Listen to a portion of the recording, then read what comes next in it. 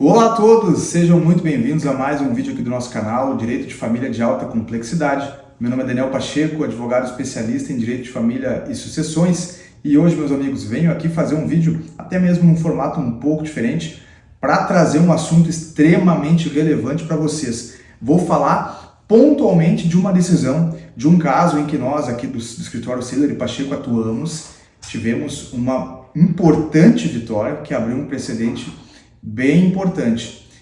A possibilidade do cônjuge que não está lá no contrato de financiamento habitacional com a Caixa poder utilizar o seu FGTS para abatimento, amortização das parcelas do financiamento ou até mesmo a quitação desse contrato, evidentemente se ele tiver saldo para isso. Então, vou explicar já em detalhes como é que foi essa decisão e o que você pode fazer para também conseguir isso no seu caso. Fica comigo até o final que eu vou te explicar tudo o que você precisa saber.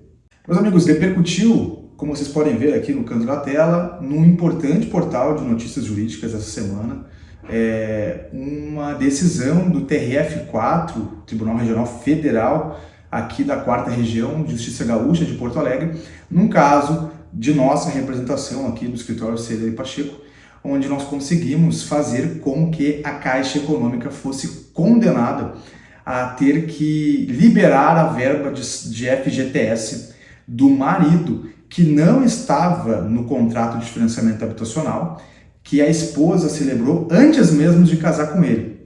O que acontece? Vocês devem estar se perguntando agora, você até é corretor de imóveis, você que é correspondente bancário, você que é cliente final, que quer usar seu FGTS, deve estar se perguntando, Daniel, mas qual que é a novidade dessa decisão? Vamos lá. A novidade é o seguinte: se você hoje celebrar um contrato de financiamento habitacional com a Caixa Econômica e nesse contrato só você estiver figurando nele, você, homem, mulher, enfim, e após isso, após você fazer esse contrato, você vir a se casar ou celebrar uma união estável, pelo regime da comunhão parcial de bens, que, diga-se de passagem, é a regra no nosso país, ou seja, mais de 90% dos casamentos são celebrados pela comunhão parcial de bens, então a chance disso acontecer é altíssima, e o seu cônjuge ou companheiro quiser utilizar o saldo de FGTS que já era dele antes de casar com você, para abater o contrato que agora é dos dois, por quê? Porque vocês estão ligados pelo matrimônio, a Caixa Econômica vai dizer que não é possível. Ela vai negar para vocês esse pedido. Você vai direcionar esse pedido de forma administrativa, seja por e-mail, seja por correspondência, por alguma forma que você consiga registrar essa negativa, e a Caixa vai juntar lá as informações de uma portaria interna deles dizendo que no caso daquele cônjuge não signatário do contrato de financiamento habitacional que casou pelo regime da comunhão parcial de bens, ele não pode utilizar o seu FGTS para bater esse contrato. É aí, meus amigos, que entra o caminho judicial para a gente reverter isto. E por que nós conseguimos na justiça esse importante precedente? Porque não há muitos casos como estes no Brasil. Talvez porque as pessoas sequer saibam da possibilidade de poder utilizar esse FGTS para quitar a dívida, né, o abatimento do seu financiamento, e aí acabam não judicializando isso. Então o que acontece? Nós conseguimos sim operacionalizar isso através de um processo que podemos dizer super rápido. O processo demorou aí média de 6 meses até sair a sentença definitiva, determinando que a Caixa libere as contas desse cônjuge para que possa utilizar para abater esse contrato de financiamento. E os argumentos, meus amigos, são, na verdade, aqueles mais óbvios e lógicos possíveis. Quais são eles? Primeiro que o STJ já há algum tempo determinou, ou melhor, consolidou, que o rol de hipóteses de utilização do FGTS, lá do artigo 20 da lei do FGTS, ele não é um rol taxativo, apenas um rol exemplificativo, ou seja, aquelas possibilidades que estão listadas ali não fecham, não restringem totalmente as possibilidades de utilização do saldo de FGTS. Então esse é o primeiro argumento. O segundo argumento é que o FGTS, dentro ainda daquele rol de possibilidades, ele tido, uma daquelas possibilidades é tida como o uso do FGTS, o uso dos recursos provenientes do Fundo de Garantia por Tempo de Serviço para a utilização na aquisição da moradia, que é um direito fundamental do cidadão brasileiro. O direito à moradia é um direito fundamental esculpido na nossa Constituição Federal. Então, por isso, o uso da conta do FGTS vinculado ao uso da moradia faz sim com que essa política social esteja contemplando um direito fundamental. Então esse é um outro argumento.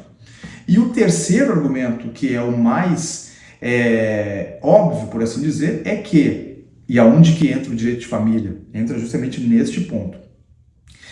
E vamos imaginar a seguinte situação. Esse cônjuge que casou com a sua esposa antes dela, ou melhor, depois que ela já tinha o seu imóvel próprio, ou seja, esse imóvel é exclusivo dela, certo?